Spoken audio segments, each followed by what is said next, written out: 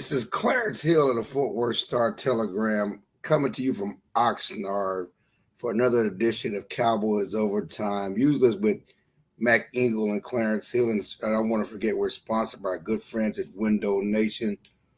We got a treat today. Mac's on vacation. He's somewhere on a boat somewhere across the waters. And I brought in my man, George T., former Cowboys safety, Alabama legend. At T football, he's ready to go. Good, appreciate you, George, coming out. He also does work with Channel 11 during the football season. There's a pregame show on Channel 11. George, how you doing this morning? Man, I'm doing great, man. It's I'm not like Mac. I'm not on the boat out here. I'm out here working. Yeah. Out there working and grinding at Cowboys training camp. Just initial thoughts. I mean, you've been to camp as a player. What's it like being on this other side as a media member, and just your initial thoughts? Yeah, it's awkward for me, man. Honestly, there's so much that I have to learn about what you do and how the media operates. Because typically, as players, we're ramping up and trying to figure out how is our body going to feel, how are we going to get through this. Now, back in our day, it was 6 weeks, 4 to 6 weeks of training camp, not 2 or 3 anymore. So it was a serious grind of trying to get mentally prepared for the intense amount of football that you had to, endure, which include the physical spot. So, I look at it when I'm looking at those guys, I'm like, man, I know they got to get in this hot tub. They got to get in this weight room. They got to go get in the ice. But then it's the other pieces, like we were talking about from the media side. Now we're looking, man, what is Jerry Jones talking about? How are things going? Why, what about the holdouts? How do we report on all this other kind of stuff? So I'm a little overwhelmed with emotion and, just this feeling of leading into the football park, Clarence, of why does it feel like we're just in a it's not, I don't have the same kind of excitement going into the season like I've had in the past. I'm glad you brought it up. It's interesting that the thing that was the big story at camp, before camp, was the Jerry Jones paternity case in Texarkana. I don't know, when you were a player, the outside distractions, all the other stuff, did you ever notice that stuff? And as a media member, certainly we have to talk about it, but does it affect players to know that when Jerry's is out here doing this or another player is doing something that gets media attention that has nothing to do with football? But that's what people talk about. I would say we're conscious of it in the sense that it's kind of still got the bro code. You're not really talking about it loudly in the locker room, but there's the whispers like, man, how he telling us not to go out and he out here doing this, stuff or something of that nature. So there's always a little whispers about it, but ultimately from the player standpoint, it's really, man, I still got to make the team. I still got a ball. Doesn't matter what he did. I still got to do my piece of it. And it's going to be talked about. And yeah, we get upset. How come they're not talking about the big win we had? Or I don't know, the contract that got signed or didn't get signed. But I think we're able as athletes just to be able to hone in on what our responsibility is, and that's just play the game. You brought up Jerry in his press conference. I don't know how much conversation you had with him as a player. I knew you talked to some players more than others, and I would say he can sell ice to Eskimo, and he can really spin it. Just listen to Jerry talk from the other side and him sell this team, and after what they went through during the off season, what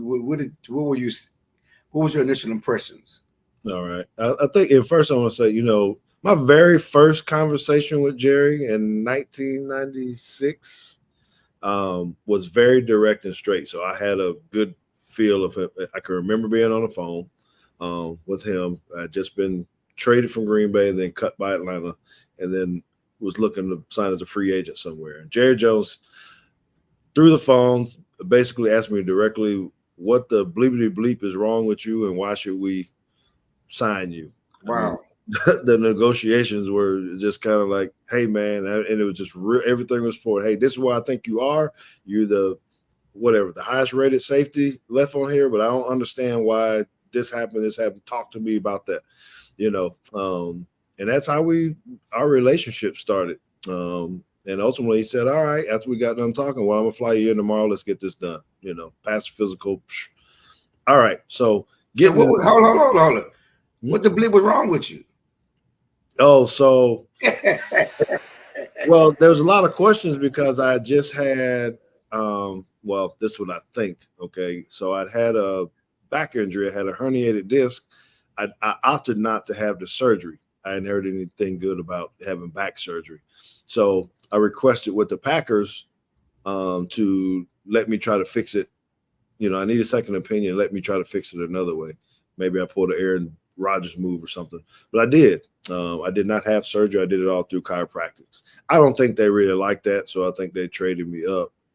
And I did find out later that the Atlanta Falcons traded for me low and tried to retrade me. I'm sure this will lead into talks like with CD and all this kind of stuff. But so I kind of got caught up in the business side of it, and Jerry was trying to figure out, well, what else do I need to know? Why are people? Why would this be your third team in 3 weeks, essentially? And so had a pretty bad attitude about that. So getting back to the Cowboys and what you saw yesterday. Yeah. So just deciphering Jerry. Well, Jerry Jones. Clarence, you ever heard of Morse code? I'm an old military guy, and there's those old machines where you hit the button, dashes and dots. It's like talking to Jerry Jones like that, man. You got to figure out what the hell he's talking about, and try to decipher what he's saying. Because sometimes it seems like he leaves out some words. But what I got in the end was players need to play. If they're under contract, he's saying, he reset the bar on what he meant by all in. Before we thought that might have meant push some stuff. I think he's now saying he's changed up on us. I think he gave us the slider and said, well, I'm all in already. He left off that word, or I missed it in the code, saying, hey, there's not anybody that we don't have under contract, and I'm not letting anybody go. So I think that was a little sly piece towards the players. Hey, man, he understands the business too, and they're going to do what they want to do. But I'm kind of sensitive to all in because I'm the first one that wrote the all in. He told me that at the Senior Bowl because I asked him specifically, is it all, you lose to Green Bay. Yes. Everybody's on the last year. What are you going to do? Is this all about winning? Because Mike has to win. Okay. And so how are you going to prove? He said, I'm all in. It's all about winning this year. And everybody ran with it. And then when he didn't do anything in free agency, didn't sign nobody. He said, "Well, I didn't mean it that way. You blew it up. You took it out of context and all this other stuff. You put that around my neck.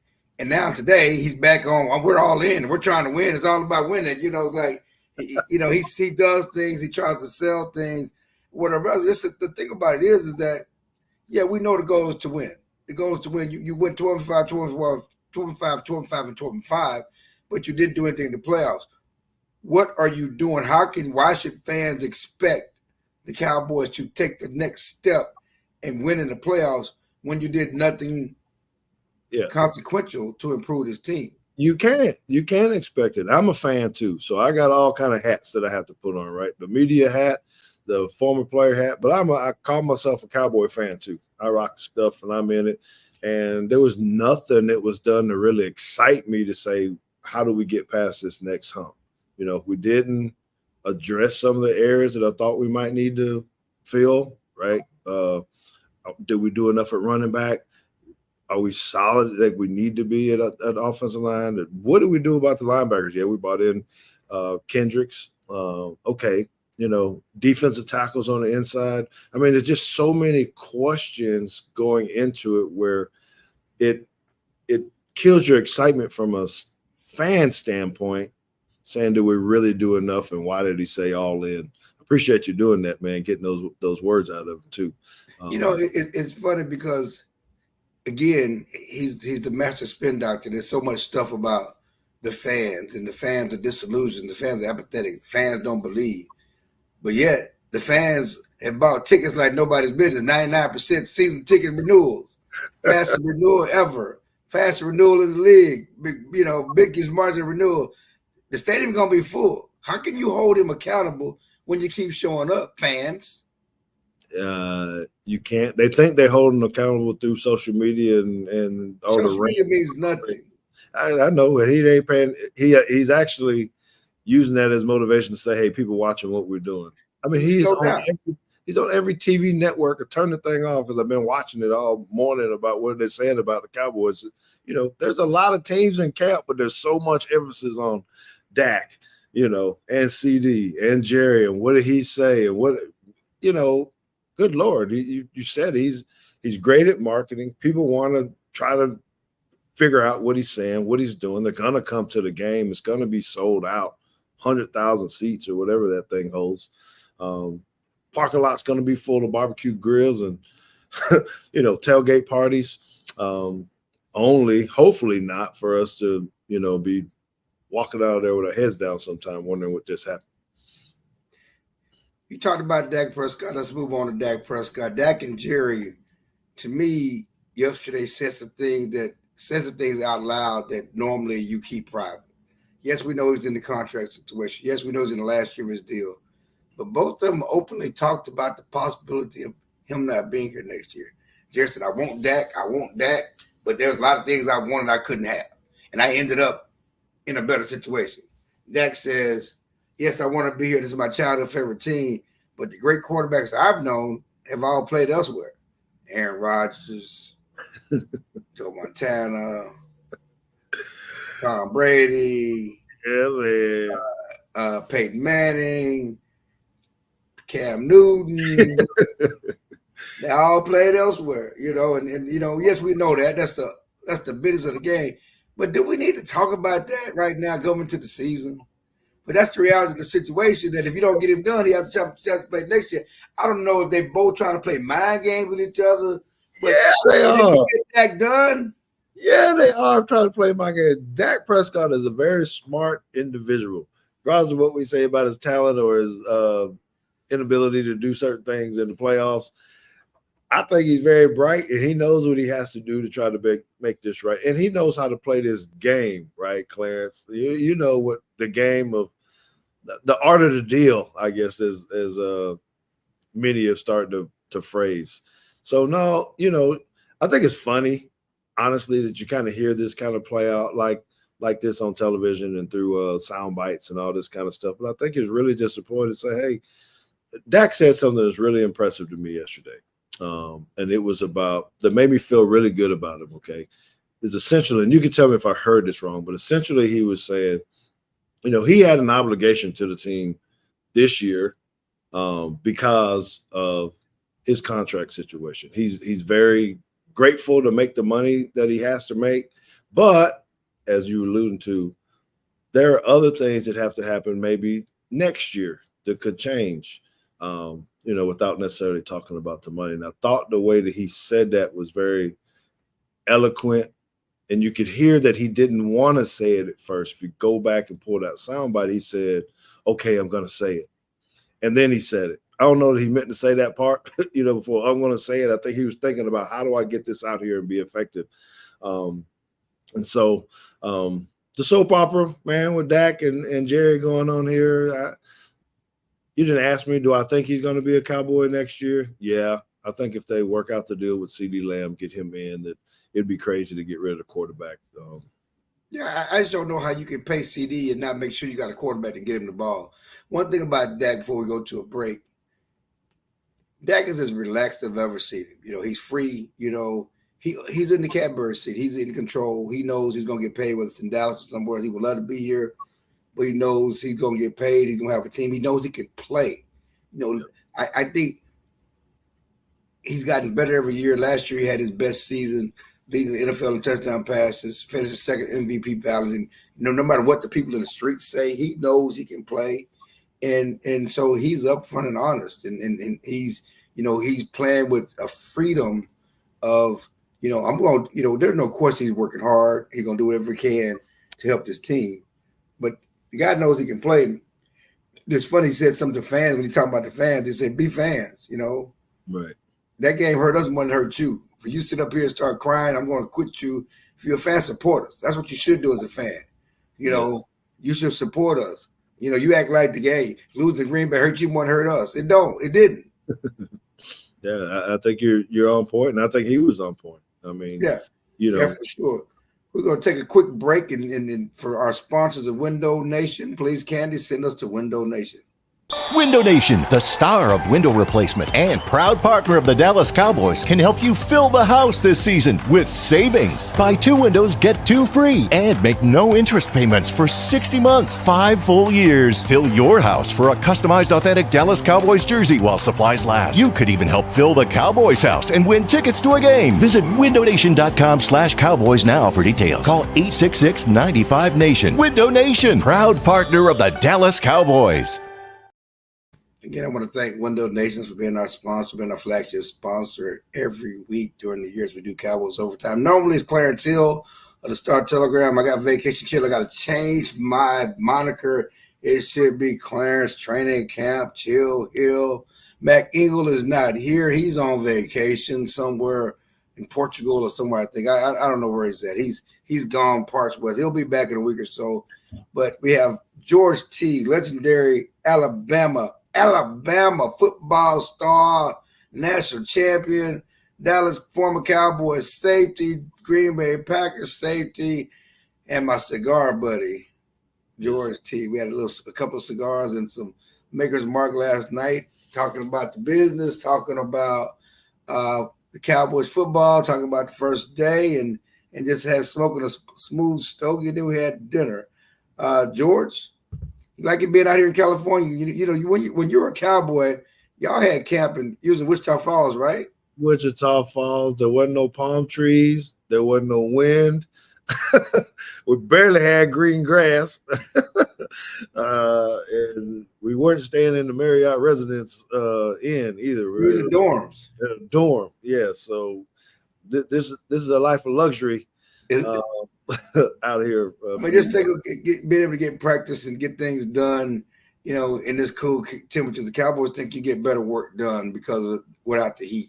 Obviously there are different mentality on that. Certainly Tom Landry was out here for a long time at Thousand Oaks, and Jimmy Johnson said, that's not how you build a football team. You got to put them in the heat, put them in Austin, make them tough. He won 3 Super Bowls in Austin, and then obviously – they was in Austin, and then they went to Wichita Falls. It was in San Antonio. They said, we need to go back out to California, get those cool temperatures. Of course, it helps Jerry make some more money out here marketing in this California market because there's tons of Cowboy fans here. So it's just a different mentality. The one person that's not here, everybody's here. Person is not here, receiver CeeDee Lamb, who Stephen Jones says wants to be the highest paid non-quarterback in the NFL. It was interesting. I thought that, when Justin Jefferson signed to reset the market for receivers and became the highest paid non-quarterback in Minnesota at $35 million, I said, well, they get CeeDee at maybe 34. Now, CeeDee wants more than Jefferson. According to Jerry and Stephen Jones, CeeDee wants to top the Jefferson deal. What do you think about what CeeDee wants, and when will that happen? I mean, the Cowboys have had holdouts before. At some point, they always kowtow and get them in here and give them what they want. Yeah, I do think. So before the holdout actually happened, my people I talked to already told me, hey, we know it's going to have to be around Justin Jefferson money around. What does that mean? Around. Not top. Yeah, but more like it, not top. Yes.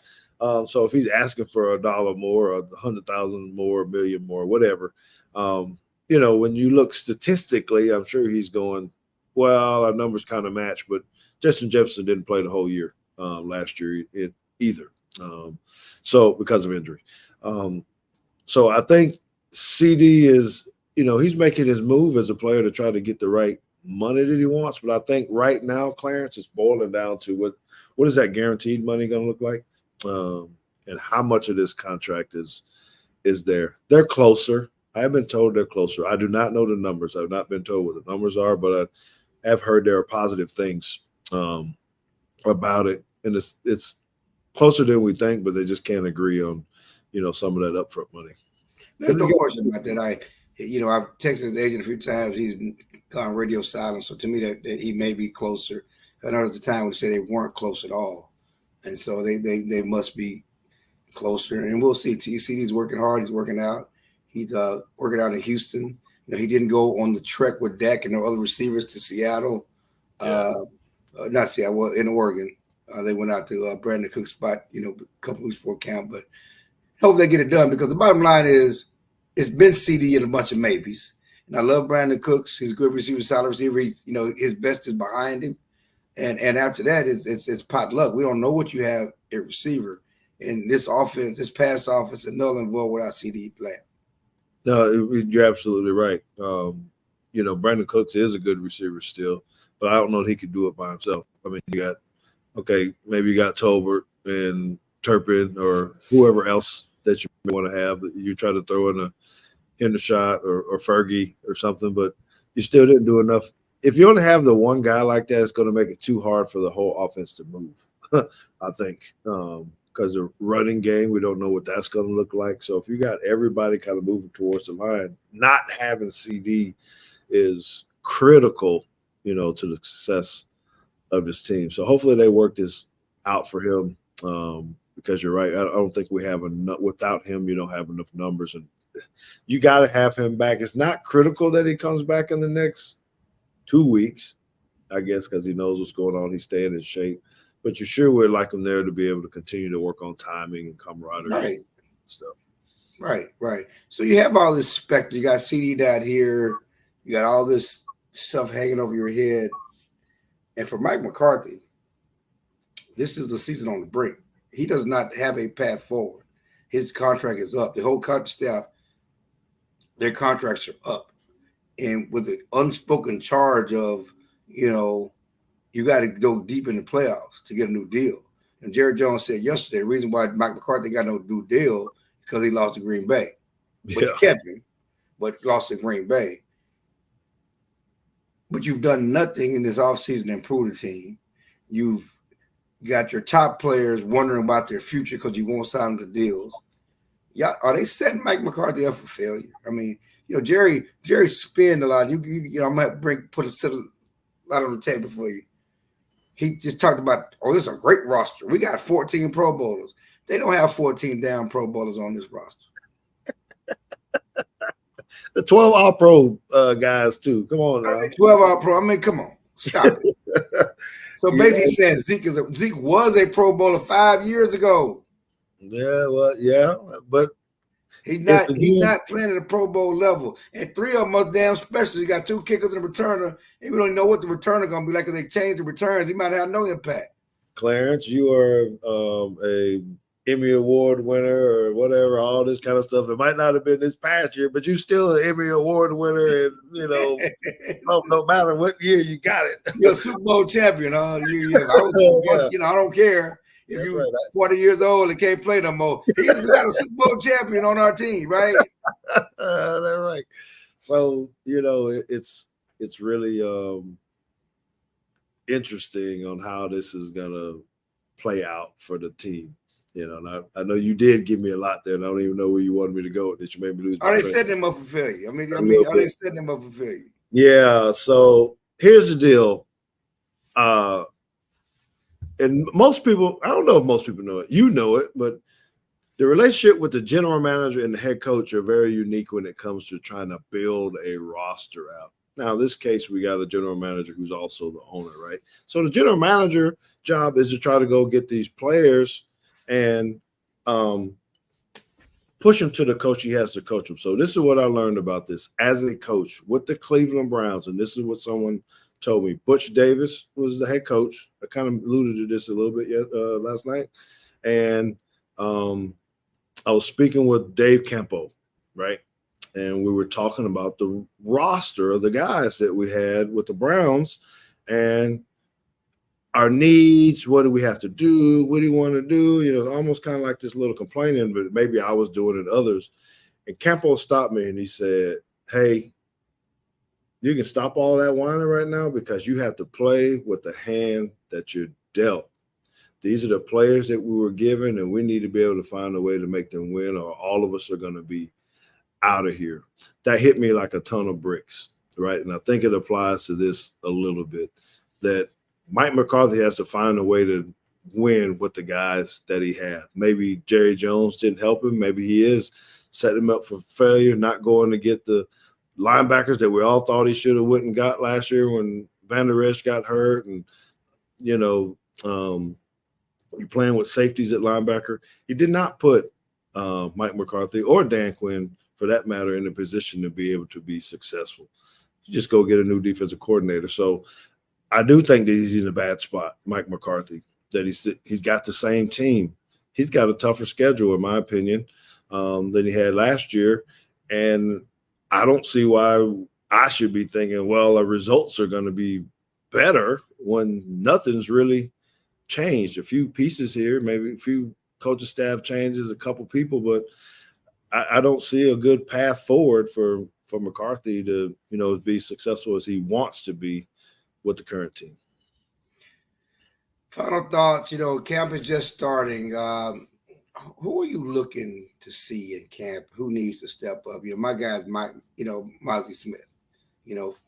First round pick of a year ago who did nothing. They need him to step up, be an anchor of this run defense and be that guy. Certainly, I know a lot of people talk about this the camp for Trey Lance to really show what he can do and really try to compete for that backup job. Talk about those two and then just give us some thoughts on some people you're looking to see in camp.